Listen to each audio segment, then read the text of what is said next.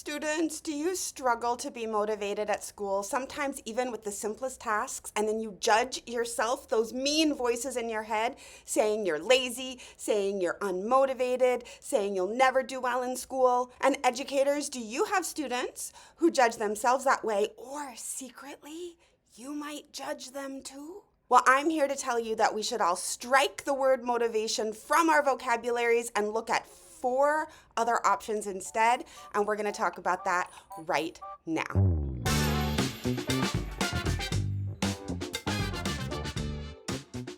First things first, hi everyone, I am Gretchen Wegner. I am the founder of the Anti-Boring Learning Lab, where educators obsess about the science-backed study strategies and executive function skills that every student needs to thrive.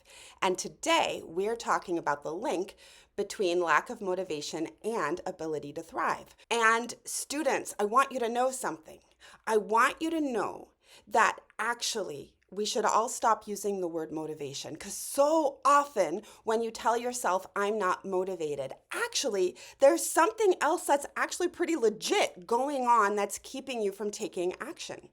So we're in this video going to look at four different things. The very first four things that I as an academic coach look at when a student or an adult who loves them tells me that this student is lazy or unmotivated.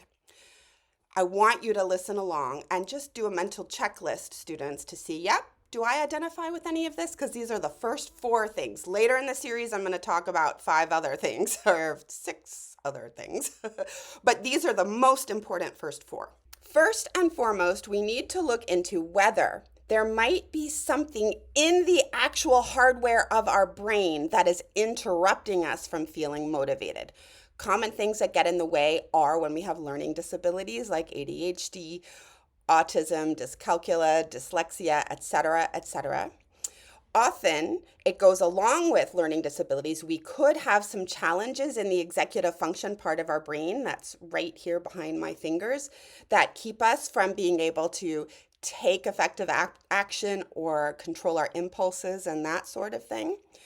Sometimes we have depression and anxiety that actually is an issue inside our brain with our brain structure and our brain chemicals that keep us from taking action.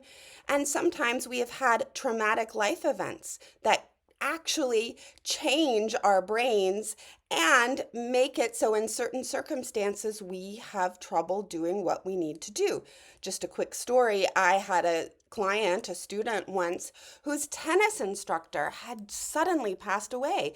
And the fact of that it was her first major grief in her life, and it was so sudden, made it very hard for her for actually about a year to be able to focus well on school. And she just needed a lot of extra support. So as an academic coach, I always check in on these things first. Could there be something going on in the student's brain? Maybe they don't have an attitude problem. Maybe they have an actual structural issue in their brain that we're going to have to acknowledge, and then together we're going to have to work around.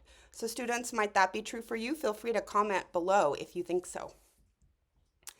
Okay, the second thing here is that the student may simply have the wrong tools. This jumped out at me when I was working at a medical school, and a lot of the students there were young adults who also had jobs, and so they had a lot of stuff going on in their lives. They also, some of them had children, and many of them were really struggling with money, and they would come to me so frustrated, and it would turn out, I mean, they're frustrated with themselves for not being motivated, and it turns out that they actually didn't even have the textbook. How can you be motivated if you don't have the textbook?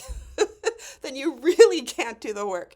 So this is your opportunity to be very clear with yourself. Do you not have any of the right tools that you need in this class that you're struggling to be motivated with? Or maybe you have the wrong tools. Maybe you don't know how to use the tools you have. This one is so freaking common. Oh my goodness. Students just have never really looked at what's available inside my textbook, whether that's a paper textbook or an online textbook. Often there are so many supportive study resources there that make it way easier to feel motivated to do your work once you find them and know how to use them. And then this last one, sometimes you have the right tools, but you can't find them when you're needed. And so who wants to get started with work when you have to dig through a pile of dirty laundry on the floor to find your text or whatever it is, right?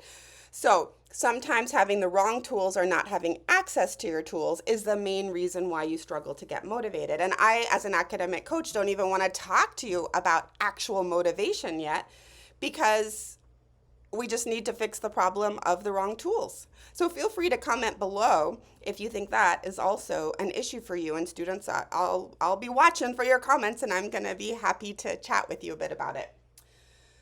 Okay. The third thing to ask yourself is, are the tasks that I am being asked to perform unclear? Maybe you don't understand those tasks and you know you don't understand them. Maybe you misunderstand the task, and the tricky thing about misunderstanding is you may not realize you misunderstand them. But as an academic coach, I watch and figure out what your relationship to the tasks are. And if you have a habit of misunderstanding, then we need to build in some routines so that you double check what the task actually is before you go to spend time on it during homework. Maybe the task is legit too big and you have to learn how to notice that and get some help breaking it down into more motivating parts. Maybe the task is not necessarily too big, but your perception of it is that, oh my God, it's going to take so much time and effort. And if that's the case, then we need to give you some tools for how to perceive accurately what the effort of a task is going to be.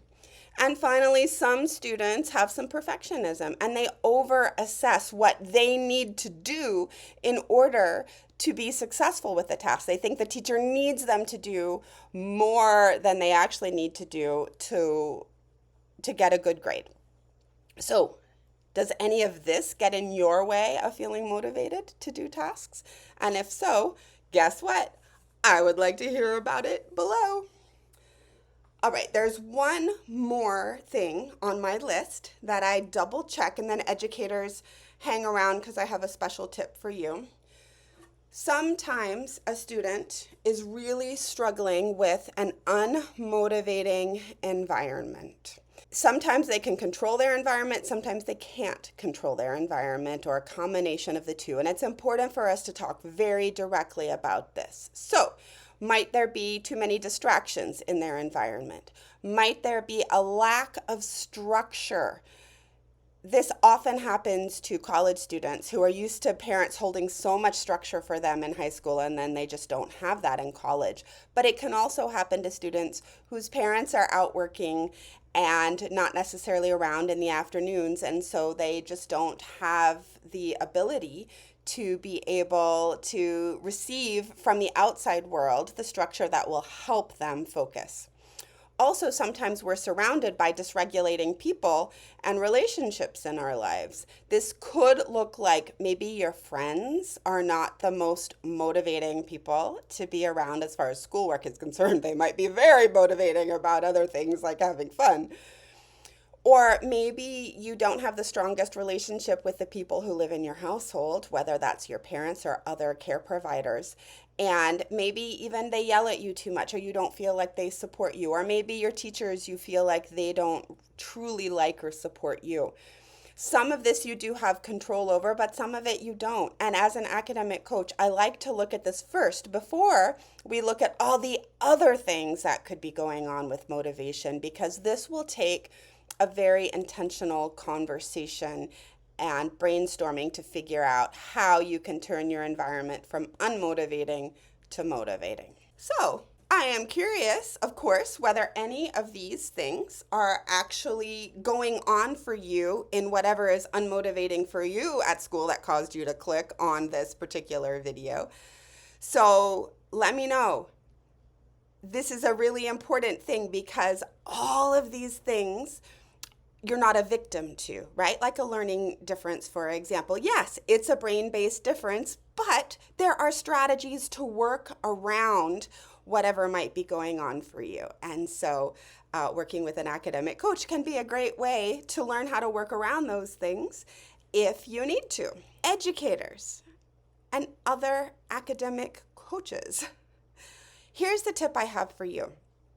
Of course, I want you to have these 4 things in your mind as a mental checklist so that you can be listening to students to see if any of this might be going on for them when they seem lazy or unmotivated. But more importantly, ask students. And I have created a tool that will help you in your conversations with students. You can head over to antiboringlearninglab.com/library. And there I'm always adding resources, free resources, in fact, to help you with your teaching, your tutoring, your coaching, your counseling, whatever it is that you're doing. And in this case, I have a list of all 11 issues that it might be instead of lack of motivation on one page that you can just show students and ask them, which of these do you think might be going on for you? It's always a more grounded and productive conversation if you can center the student's perception of what might be happening for them. And so I really encourage you not to just decide what's going on, but actually to ask your students. So go pick up that free resource. And of course, if there is anything remotely helpful for you and you think this information needs to get out to more and more students and educators, I'm so grateful for your like and your subscribe to this video. It helps me do the work in the world that I know I was born to do and get it out to as many people as possible. So thank you so much, and I'll see you in the next video in this series. Take care, everyone.